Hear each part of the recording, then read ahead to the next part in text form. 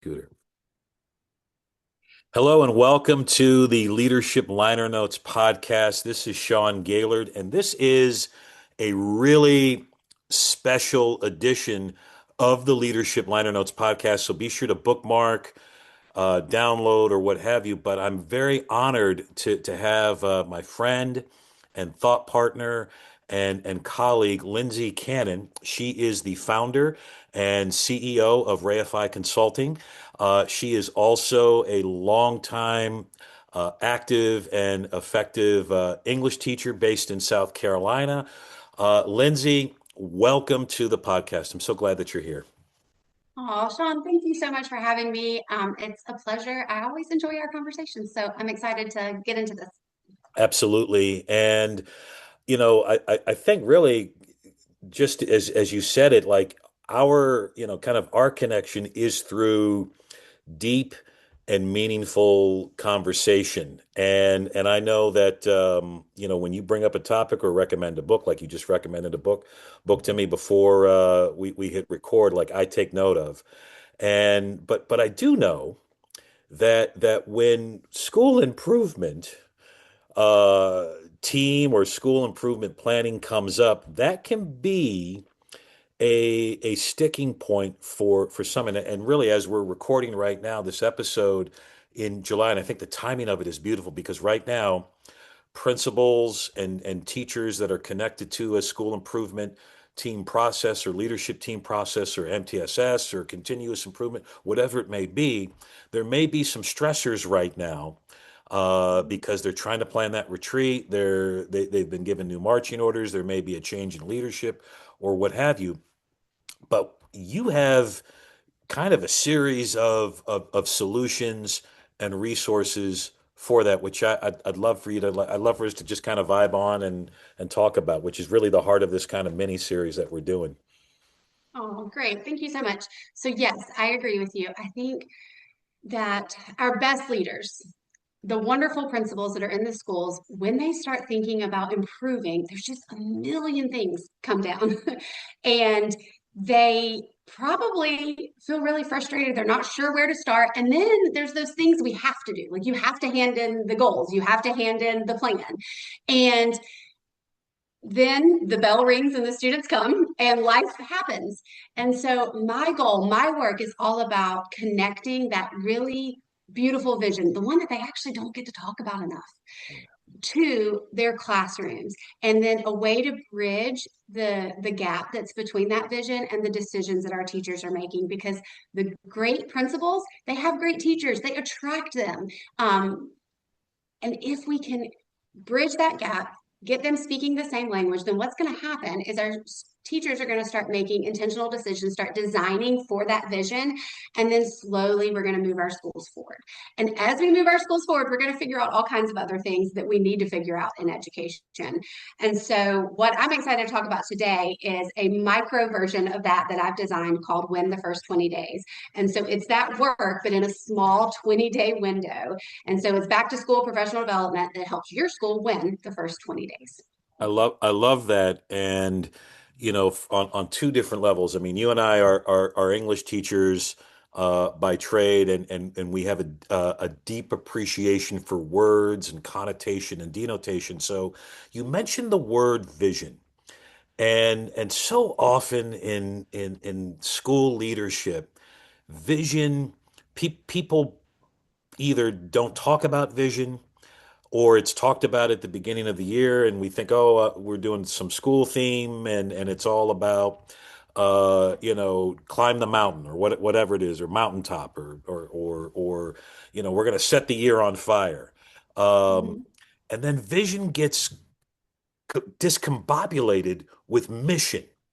So I'm anxious to kind of hear how does vision fit into this really kind of cool concept of micro wins with winning the first 20 days. I mean, again, I just love, I mean, I'm just, when you first told me about this, a couple of months ago, I had like, I just felt like the air like come back into my lungs, because, oh, it's school improvement, it's win, it's, I don't know. So, Tell me about how does vision fit into all this, and how does that kind of ignite the move? Yeah. So the vision would be if you could ideally create an experience for your students at the beginning of the school year, what would you want it to be? And it starts with the fact that every time we go somewhere new, we're asking three questions. So our students at the beginning of the school year are asking us three questions. And those questions are one, can I win here? And so they're asking it of every class. In our secondary classes, they're going to lots of places. Can I win here? Then can you help me win here? Are you going to play a role in that? Because we've all been places. Think about you as a student. You've won in a class in a way that didn't involve the teacher. Like you could win with or without the teacher. So they're asking, do I need you to win here? And then the third thing is, do you care if I win here? And so Mm. the vision that we're doing is we're creating however you would want your school to answer those three questions, and then intentionally answering it over and over again within the first 20 days. And we do that in two specific ways. The first way is by creating success. And the other way is by creating predictability. Because if students show up to your classes and they immediately experience true success, I call them N squared success opportunities. And the N squared is meaningful and manufactured. And if I just either one of those by themselves, meaningful, but they may not actually get to it. Manufactured, you can't have that without the meaningful because then it'll just fall flat. And so they have those wins early in the year. And then the other thing is we create a really predictable environment for them. So if they are winning, they see that they can have success and they see the predictability of the classroom so they know how to navigate future success, then it's going to create this confidence in the student. And so that's what the focus of the win the first 20 days. And once we establish that student confidence, you now have a springboard that as a school, you can do whatever you want to do with that because now that they have that confidence, they are going to be willing and ready to enter into future learning with you guys. And that's how you can build significant growth throughout the year. That's powerful. And as I'm hearing this and appreciating this, I'm thinking about that principal right now Mhm. who's tuning in, or school leader, or whoever that's tuning in, and ultimately they also have to kind of get or ignite the confidence of the teachers in this. So, what advice do we give? What advice do you give? What coaching do you give to that principal that's like, okay, yeah, all right, win the first 20 days, but Lindsey, I still got test scores. I still got Mhm. subgroups. I got open house. I still got to hire 5 teachers. I Yeah. still got to tell, Ms. Cannon that her class sizes in her English 3 class Oh, just went to 40. So yeah. Oh, so wow. how do you coach the principal to kind of adapt to this mindset, but then also winning the confidence of the teachers that have to enact that plan? Oh, great question. So I tried to build several safeties into it. So this is a plug and play, ready to facilitate professional development that a school can purchase. And so what they get, first of all, is it's 3 sessions. And so they get the slides and the facilitator notes and the attendee packet. So the what you print off and hand to the people so they can take notes and participate in the work. So they have that ready to go. But in addition, I have what I'm calling a micro learning library. And so it's a bunch of short little videos where I help them think through some of the things that they will need to think through in order to be successful with this. And one of them, for example, is you know your people, what are they going to push back on? Where are they not going to buy this immediately? And then go ahead and let's formulate how we're going to handle that and how we're going to take those opportunities because the best communicators use the yes and statements. So when a teacher comes to you and says something that, but we don't really have time. Yes, pacing is a huge concern for us. And we're going to make sure that we make the most of the first 20 days so we can actually go faster later on.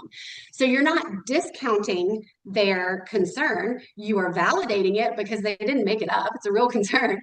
And then you are shifting. That's how you stay on vision. Then you're shifting it with the and statement to where you want them to ultimately end up. And what they end up feeling like is they agreed with me and they have a plan for that, which makes them feel safe. And then they are more likely to be involved with you further on because you had a plan for my concern. And so that makes everybody feel really good. So I kind of talk you through and coach you through that. And that's a recording, but they also have access to strategy sessions with me, one before and then one at the end of the 20 days comes with the purchase. And so bring your hard ones to me. You know, the pacing one, that's kind of low hanging fruit. I figure we're all going to say that because there's never enough time in schools. But whatever the really hard one is for your school, let's talk about it. We'll come up with a strategy for it.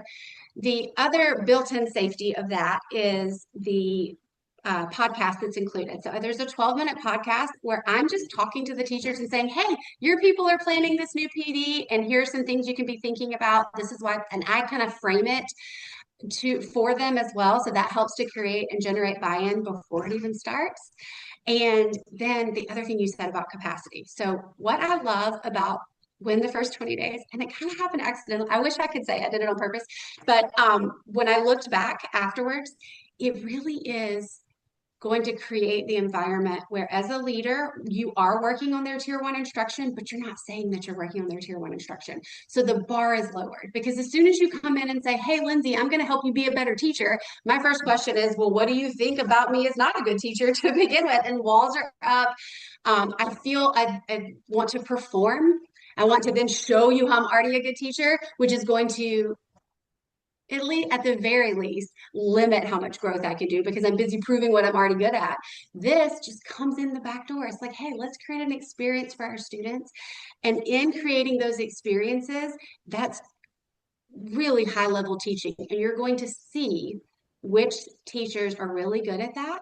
And that's going to build confidence for them. And then you're going to see the teachers that aren't as good at it. And you're going to need to come in and teach them in that moment and help them to be good at that. And so it creates the space for it. And we talk about that as well in the planning videos ahead of time so that you can kind of be aware because you already kind of know which teachers, when you see the planning and see the thing, you'll know which teachers are going to excel and which ones might need some support. And you're going to go ahead and make a plan for that, which by the way, is modeling for your teachers what they need to do for their students as well. So there's just so many layers to it. I know I'm excited about it. I know I created it, but I almost kind of feel like I found it, if that makes Yeah. sense. So I know we talked a little bit about this. Spoiler alert, you do appear on another podcast that I co-host that'll be coming out in October with Dr. Sonia Matthew, my co-host for Leading While Human, and we talked about uh, a lot about human-centered leadership, and you just shared some great insights on that, kind of from your place at the table. But I'm just curious how can we make winning the first 20 days, school improvement planning, how can we make that more human-centered? You touched on it in different ways, but I just would love to kind of dive into that a little bit. well, one way it begins with in the podcast, I ask the teachers to think about the things they're already doing that relate to the topics that you'll be talking about in there. Because the fact of the matter is, if I just say success and predictability, teachers are going to be like, check, check, yeah, yeah, we do that. And then it's taking the time to just layer on intentionality to the things they're already doing. So I would say, regardless of whether you're doing win the first 20 days or something else, start with what your teachers are already doing well, and then lead them to a place of how they can do that with more intentionality or more depth. And so the three sessions kind of lead to that in win the first 20 days. So the first one is about those N squared success opportunities. What are they? Why do we need them? And then how do we create them? And each teacher thinks about how many they need in the first 20 days. And I say 1 to 3. You're not going to have time to do more than 3. You got to do at least 1. So 1 to 3, what does your content area need and what is realistic for the first 20 days? And so anytime you can connect it to, well, what's realistic, what do they really need, so you're connecting to the human side of what do the students need for this content, Hmm. and they choose. what those success opportunities are based on where they know they're taking their students through their course. And so that's the other one. Anytime you can empower them with here's a little bit of information, and then now you go fill in the rest with your expertise, then you're adding in and you're layering in that the validating them as the practitioner in the classroom, as the expert. And the more that you can do that, the more that your teachers are going to start to see themselves as that.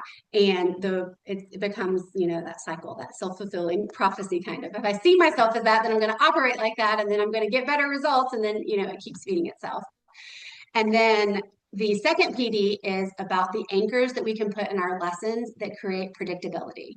And so we decide how we're going to start our lessons, and we decide how we're going to end our lessons, and what participation anchors need to happen in the middle. And so those become a skeleton for them to build around. So the humanness on this one is I don't have to use the same anchors in my class that you use in yours, Sean. Even if even if we're both English 3 teachers, we still don't have to have the same ones. So I get to put my personality in there and how I know I'm going to run my lessons. Yeah. And then the third session is the confidence mapping, and we map out the first 20 days. And as a leader, you're going to give them a map that has all the big things in there. Like if there's discipline assemblies, if there is star testing, the things that have to happen. And then they're going to bring in their curricular demands, because we all have that as classroom teachers. We don't get to pretend that we don't.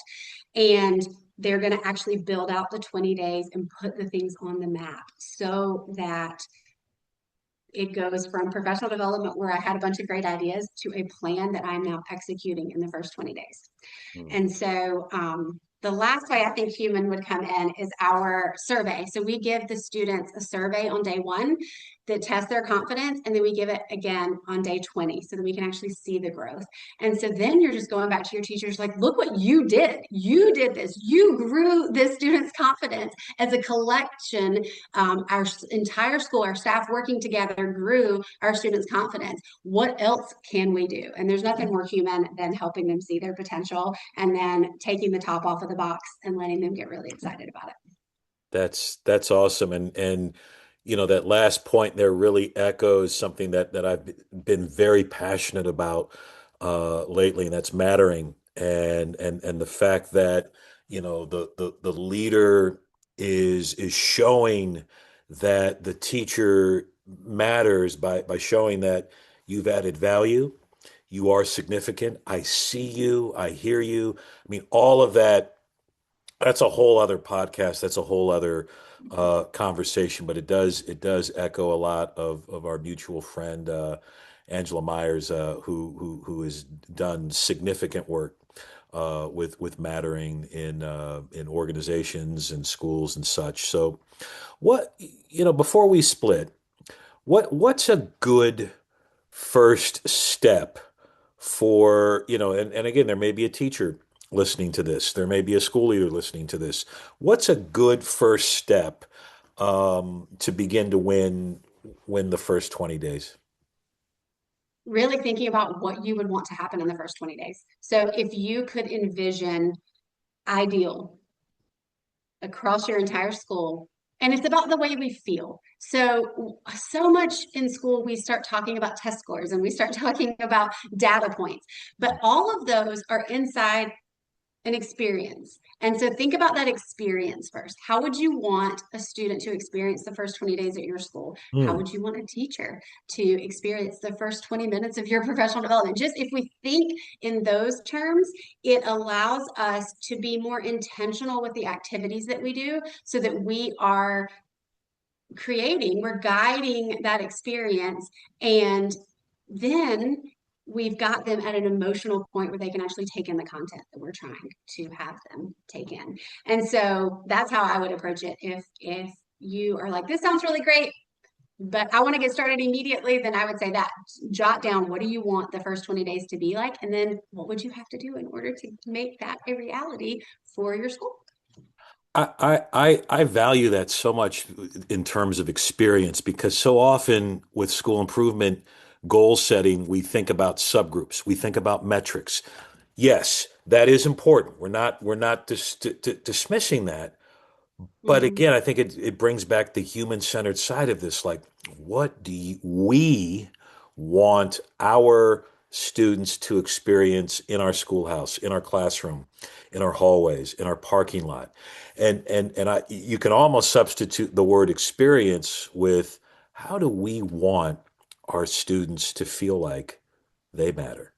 How do we want our school community and all of the stakeholders, be it parents, caregivers, all neighbors, all how do we want them to feel like that they are part of a community of significance and mattering? So I love this notion of starting with this envisioning of the Mhm. experience.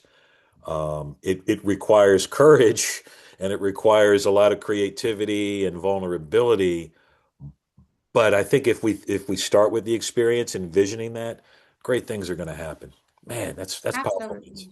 That's Yeah. so Well, powerful. and you never get a second first impression. And so if Yes, you can get your teachers to be thinking about how they're going to make the students feel and how they will connect to the big idea that, of course, you matter here. I mean, of course, our students matter. If we don't have students, we don't need schools. And if we don't need schools, none of us need to come to work. So, of course, they matter. And what we're doing in that room does matter. And we understand as adults the magnitude of the learning in a different way, but how can we help them to see the importance of it today? Not 20 years from now, you're going to need your education. No kid is ever, I mean, we just do not have the capacity to understand that at 12 years old. right. And I didn't, and you didn't either. And so instead of telling them that story, how's it going to matter at the end of class? How's it going to matter tomorrow? They do have the capacity to understand that. And just, remembering wherever our kids are developmentally in middle school. I love middle school, Me but too. we have to remember they're at that point in life where they're deciding where they fit in society. And you have to respect that that's where they are. So how does your class help in what they care most about, which is their hierarchy socially right now? And so, but it's really cool to be able to help them navigate that and to give them all the grace that they need and all the space that they need, because that age group needs a lot of grace and a lot of space and not a lot of permanent things. I'm always like, this is just a destination. You're just moving through here. You're good. Like you're gonna eventually land on the personality that you want to stick with. Yeah, that's so true. Definitely grace and space. Now, I have the great fortune of calling you friend, Lindsay, and I know that I can call. You're a phone call away, a text away. So I have a direct line to you as a friend. But for those that are tuning in that are interested and wanting to know more about what you offer, as a coach, as a thought partner, um, what are kind of the best places that folks can meet up with you and connect with you? Sure. Yes, thanks for asking. So I'm very active on LinkedIn, so I would encourage you to find me there. Also, on my website, which is on LinkedIn, you can get through there. I have a 15-minute connection call, and I would love to offer that to anybody. And so, in that 15 minutes, you're going to tell me what's going on at your school, and we're going to talk about how we can get you closer to that vision that you have for your school within that 15 minutes. So, a quick little win there. And it's a good opportunity for you to see if whether it's win the first 20 days or the elevation framework, or, any of the things that I offer, if that would be helpful to you in achieving the goals that you have for your school. Right So on. I would encourage you to book one of those. Yes, Lindsey Cannon. That's two N's in Cannon. If you're walking or driving, that's Lindsey EY. So, but I will be sure to put all of Lindsey's connections and links and ways in the show notes and in the promotional items for this particular episode. Lindsey, thank you so much for being a part of, like, I guess, part one of our recurring series on school improvement support, winning the first 20 days, and really helping teachers and leaders create experiences that are meaningful for kids and for the school community. So I'm looking forward to our next conversation. Oh, me too. Thanks so much for having me. And thanks for having the good conversations out there. I know you're not just having them with me, and they're so important. So thank you for doing that. Oh, very much appreciated. Friends, Lindsey Cannon, she's a must follow. Connect with her on LinkedIn, and there are definitely multiple rewindable moments in this episode of the Leadership Liner Notes podcast. And this will be a recurring series. So Lindsay's not going away. We're going to bring her back for future conversations and ideas and support and coaching to support you in the important and noble work that you're doing for kids and for our school communities. So don't forget to share with the world your dreams, your ideas, and your visions. Remember what Lindsay said about visions and how that is so important to have that in the forefront of all that we do. The world needs your dreams and ideas and your visions because you help make the world a better place. This is Sean Gaillard with with my friend Lindsay, and all this alliteration here, Lindsay. All the English teacher geek out moment here. So uh, my tongue is tripping. So this is Sean Gaylord with Lindsey Cannon. We are here with Leadership Liner Notes podcast. Hey, send in your favorite alliteration to Lindsay and myself. We'll have some fun with it. Thanks for tuning in, and we'll catch you on the flip side.